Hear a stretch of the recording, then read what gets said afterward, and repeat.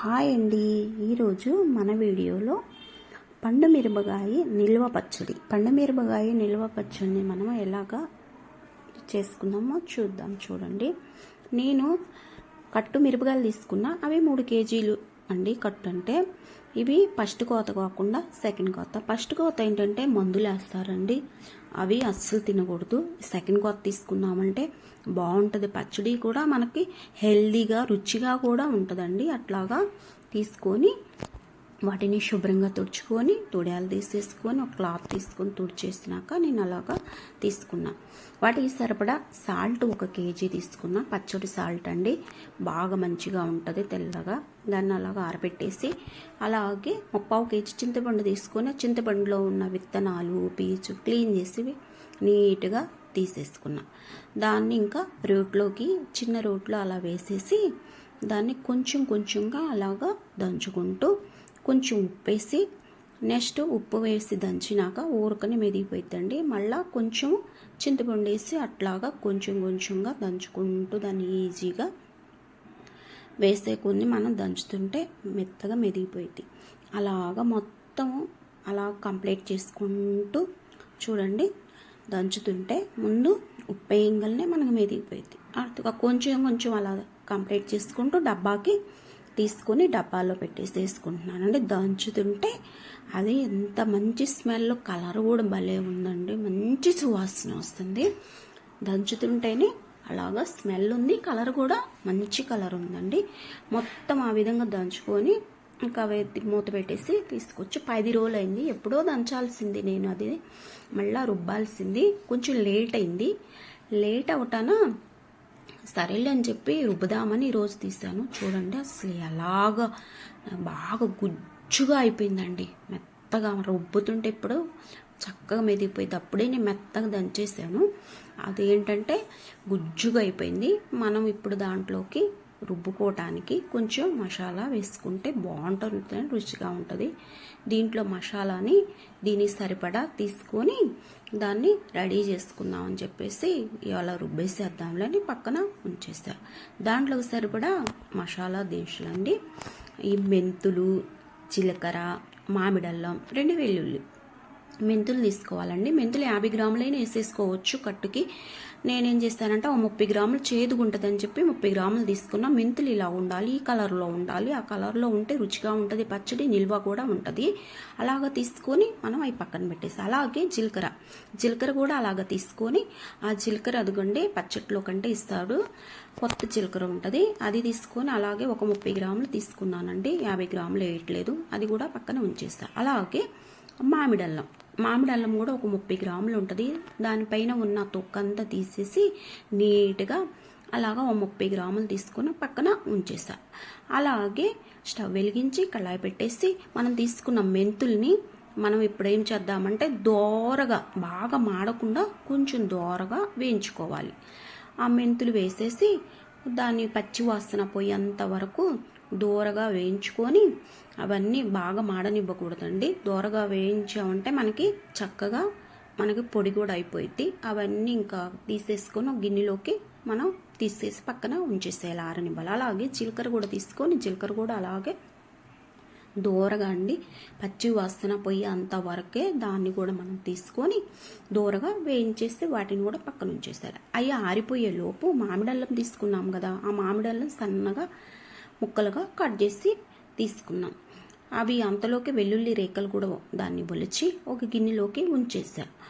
ఈ మామిడల్లం సన్నగా కట్ చేసుకుందామని చెప్పేసి సన్నగా, అసలు ఊరకనే మెదిగిపోతుంది, అసలు దీన్ని అవసరం లేదు మిక్సీలో కూడా అనిపించింది. ఊరకనే మెదిగిపోయింది మనం అనుకున్నాం. ఆయన కట్ చేసి ఇంకా మొత్తం ఇంకా ఆరిపోయింది. ఒక ఖాళీ బాక్స్ తడి లేకుండా నీట్గా ఆరబెట్టుకొని పెట్టేసాను. మెంతిపొడి వేసేసానండి. మెంతిపొడి ఏంటంటే మనకి గట్టిగా ఉంటాయి, మెదగదు, అందుకని కొంచెం మెత్తగా వేసుకోవాలి. అవి నానబెట్టినవి కాబట్టి మనం మెత్తగా అలా మెంతిపొడి మాత్రం కంపల్సరీగా మెత్తగా పట్టుకోవాలండి. నెక్స్ట్ అలాగే మనం తీసుకున్న జీలకర్ర కూడా దాన్ని మెత్తగా ఏమీ అవసరం లేదు, కచ్చాపచ్చాగా వేసుకున్నా మనకి సరిపోయింది. నేను కచ్చాపచ్చాగా ఆమె జీలకర్ర పొడి వేసేసి అది కూడా ఒక బాక్స్లోకి తీసేసుకున్నా ఒకే దాంట్లోకి. అలాగే వెల్లుల్లి రేకులు కూడా కచ్చాపచ్చాగా వేసేసి దాన్ని కూడా మనకు రుబ్బేటప్పుడు మెత్తగానే మెదిగిపోయింది. అవి కూడా వెల్లుల్లి రేఖలు కూడా ఒక కచ్చాబచ్చాగా వేసుకొని ఒక బాక్స్లోకి ట్రాన్స్ఫర్ చేసేసుకున్నాం. మొత్తం తీసేసుకొని పక్కన ఉంచేసా. అలాగే మనం తీసుకున్నాం కదండి మామిడి అల్లం సన్నగా కట్ చేసి అవి కూడా వేసేసేద్దాంలే, జస్ట్ అలా వేసి మిక్సీలో తీసేసేద్దాము, మెత్తగా అవసరం లేదు అని చెప్పి అవి కూడా తీసేసుకొని జస్ట్ అలానే ఒక రౌండ్ తీసేసానండి. మొత్తం ఒకేసారి బాక్స్లో వేసేసి నీట్గా కలుపుకోవాలి. అవంతా మసాలా, మెంతు పొడి, జీలకర్ర పొడి, వెల్లుల్లి రేఖలు, మామిడల్లం మొత్తం ఇలాగా కంప్లీట్గా నీట్గా కలుపుకొని నేనేం చేశానంటే రోడ్డు దగ్గరికి వెళ్దామని బాక్స్కి పెట్టేశాను. ఆ బాక్స్కి పెట్టేసి ఇంక అంతలో కాల్ చేశాను అత్తయ్యకి. అత్తయ్య ఏం చేసిందంటే, అత్తయ్య నేను ఇలా పచ్చడి రుబ్బడానికి వస్తున్నానంటే, సరే రామ్మ అని చెప్పేసి రోలు నీట్గా కడిగేసి ఆరబెట్టేసిందండి. నేను వెళ్ళేసరికి నీట్గా కడిగేసి ఇదిగో ఇవిలాగా ఆరిపోవాలి. ఆరిపోతే ఏంటంటే మనకి పచ్చడి రుబ్బుకోవటానికి కూడా బాగుంటుంది, అస్సలు తడి ఉండకూడదు. నేను చెప్పేసరికి నీట్గా కడిగేసి అలా ఉంచేసింది. ఇప్పుడు ఇంకా నేను తీసుకెళ్ళిన పచ్చడిని ఇలాగా రోటి ఇంకా కొంచెం తుడిచేసి ఉందేమో క్లాత్ అని పచ్చడి వేసి ఇంక విధానికి స్టార్ట్ అయ్యా. ఇంకా అత్తయ్య కూడా రుబ్బుతుంది, ఇద్దరం కలిసి చక్కగా ఇలాగా వేసుకుంటూ పచ్చడి రుబ్బేసామండి. నీట్గా కొంచెం తొక్కు కూడా కనిపించకుండా మెత్తగా గుజ్జుగా చూడండి, కలర్ కానీ గుజ్జుగా వచ్చేటట్టు నేను తీసుకెళ్ళి మెంతు పొడి ఒక్కొక్క వాయికి కొంచెం కంప్లీట్ చేసుకుంటూ దాంట్లో వేసేస్తున్నా. స్మెల్ వస్తుందండి. వేస్తుంటే మీరు ఎలా ఏమన్నా అనుకోండి, అసలు ఎంత స్మెల్ వస్తుందో, మంచి స్మెల్ వస్తుందండి. ఆ మామిడల్లం మళ్ళా చింతపండు బాగా మాగిపోయి మళ్ళా వేసిన వెల్లుల్లి రేఖలు అవన్నీ జీలకర్ర ఎంత స్మెల్ వస్తుందంటే అంత స్మెల్ వస్తుంది. ఈ నెక్స్ట్ ఇదే లాస్ట్ వాయ తీసుకెళ్ళి మెంతిపొడి అంతా కంప్లీట్ అయిపోయింది, వేసి మొత్తం నీట్గా ఇంకా ఉన్న మెంతిపొడి అంతా వేసి నీట్గా మొత్తం రుబ్బి పడేసామండి. చూడండి అస్సలు కలరు ఎంత బాగుందో. గుంటూరు మిరపకాయలు అంటే మిరపకాయలేనండి, రుచిగా ఉంటుంది, టేస్టీగా కూడా ఉంటుంది. మొత్తం ఇంకా అక్కడ అన్నీ అలాగా వాయిల్గా నాకు ఇలాగా రుబ్బుకున్న తర్వాత ఇంటికి తీసుకొచ్చి బేషన్లో వేసి మొత్తం కలిపేసా. ఎందుకంటే అంతా కలిసిపోవాలి కాబట్టి కలిపేసి ఒక జాడీ తీసుకొని జాడీని కూడా నీట్గా కడిగేసి ఎండలో పెట్టేసి వచ్చరికి ఎండిపోయింది. మనం స్టోర్ చేసుకుంటే జాడీలో బాగుంటుందండి. అందుకని తీసుకున్న పచ్చడి అంతా కలిపేసినాక జాడీకి స్టోర్ చేసామనుకో మనకి పాడవకుండా రుచిగా కూడా ఉంటుందిలే అని చెప్పేసి అది దానికి సరిపడా ఎంత పడితే అంత మొత్తం దానికి స్టోర్ చేసుకుని కొంచెము ఏం చేశానంటే అడుగున లాస్ట్ తాలింపు పెట్టేసి టేస్ట్ చూద్దామని చెప్పేసి కొంచెం అట్టు పెట్టుకున్నా. ఆ కొంచాన్ని తాలింపు పెట్టేసేసుకున్నాము, టేస్ట్ చూద్దామని. ఇంకా గ్యాస్ వెలిగించి కళాయి పెట్టేసి 100 గ్రాములు ఆయిల్ వేసా. దాంట్లోకి పోపు దినుసులు తీసుకున్నానండి. పోపు దినుసులు మొత్తం ఆయిల్ వేడెక్కి నాకు వేసేసి దాన్ని కొంచెం దూరగా వేగనిచ్చి ఇంకా అవన్నీ కొంచెం దూరగా వేగినాక దాంట్లోకి వెల్లుల్లి రేఖలు గర్భాలు కొంచెం కచ్చపచ్చగా దంచేసి ఒక 5-6 వాటిని కూడా వేసినాక 2 వెండిమిర్చిని విరగదీసేసి వాటిని కూడా వేసేసా. అవన్నీ దూరగా వేగనివ్వాలని చెప్పేసి వేగినాక బ్రౌన్ కలర్లోకి వచ్చినాక ఏం చేస్తానంటే కరివేపాకు వేసేసా. 2 రెమ్మలు కరివేపాకు అట్లా దూసేసి అది కూడా పిసిపికి వచ్చేటట్టు బాగా మనం ఫ్రై చేసుకోవాలి. ఎందుకంటే తడి అస్సలు ఉండకూడదు.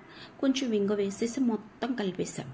కొంచెం చల్లారిందాక దాన్ని అలాగా స్టవ్ ఆఫ్ చేసి చల్లారనివ్వాలి. వేడి మీద పచ్చడి అస్సలు వేయకూడదు.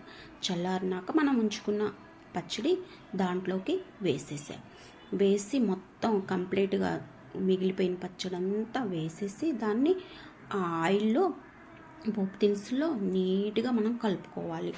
ఆయిల్ అంతా దానికి పట్టేలాగా కలిపేసుకున్నామనుకో చక్కగా మన పోపు దినుసులు, వెల్లుల్లి రేఖలు, ఆయిల్ పచ్చడికి చక్కగా పట్టాలి. కలిపేసి కొంచెం ఆరనివ్వాలి. అప్పుడే స్టోర్ చేసుకున్నామంటే పాడైపోయింది.